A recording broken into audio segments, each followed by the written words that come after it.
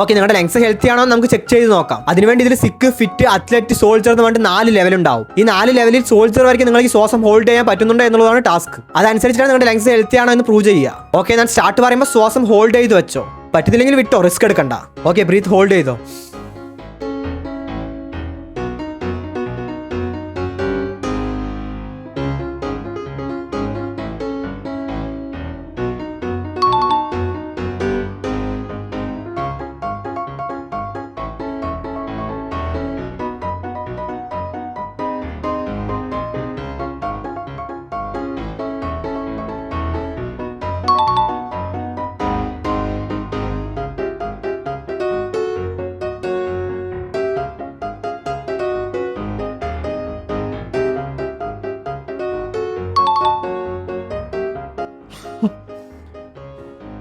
എന്നെ കൂടെ അത്ലറ്റ് വരെ പറ്റുള്ളൂ.